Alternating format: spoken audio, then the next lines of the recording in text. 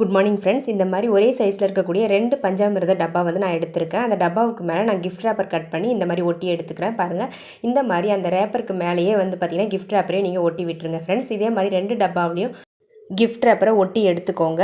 இப்போ நம்ம அந்த டப்பாவுடைய மூடியில் வந்து கிஃப்ட் ரேப்பரை ஒட்டி எடுத்துக்கலாம். இந்த மாதிரி க்ளூ அப்ளை பண்ணி ஒட்டி விட்டு அதுக்கப்புறம் அந்த டப்பாவுடைய மூடி சைஸ்க்கு அந்த கிஃப்ட் ரேப்பரை கட் பண்ணி ரிமூவ் பண்ணிவிடுங்க ஃப்ரெண்ட்ஸ். அவ்வளோதாங்க. இப்போ நம்ம கார்ட்போர்ட் பாக்ஸோடைய அட்டையை ஒன்று எடுத்துக்கலாம். அந்த அட்டையில் நான் மார்க் பண்ணுற மாதிரி மார்க் பண்ணி 2 அட்டை வந்து கட் பண்ணி எடுத்துக்கோங்க. க்ளூ அப்ளை பண்ணிவிட்டு 2 அட்டையும் நல்லா ஒட்டி விட்டுருங்க ஒன்றோட ஒன்று. இப்போ நம்ம இந்த அட்டைக்கு மேலே கிஃப்ட் ரேப்பரை ஒட்டி எடுத்துக்கலாங்க ஃப்ரெண்ட்ஸ். பாருங்கள், இந்த மாதிரி நீங்கள் கிஃப்ட் ரேப்பரை தேவையான அளவுக்கு கட் பண்ணி க்ளூ அப்ளை பண்ணி ஒட்டி எடுத்துக்கோங்க. இப்போ நம்ம ரெடி பண்ணி வச்சுருக்க அந்த பிளாஸ்டிக் டப்பா இருக்குது இல்லைங்களா, அந்த டப்பாவை வந்து இந்த அட்டையில் க்ளூ அப்ளை பண்ணி ஒட்டி விட்டுடலாங்க. பாருங்கள், இந்த மாதிரி ஒட்டி எடுத்துக்கோங்க ஃப்ரெண்ட்ஸ். அவ்வளோதாங்க. இப்போ நான் வந்து ஒரு டப்பாவில் சர்க்கரையும் இன்னொரு டப்பாவில் டீ தூளும் போட்டு யூஸ் பண்ணிக்க போகிறேன். உங்களுக்கு தேவைப்பட்டால் நீங்களும் இதே மாதிரி ட்ரை பண்ணி பாருங்கள் ஃப்ரெண்ட்ஸ். ஓகே ஃப்ரெண்ட்ஸ், பாய்.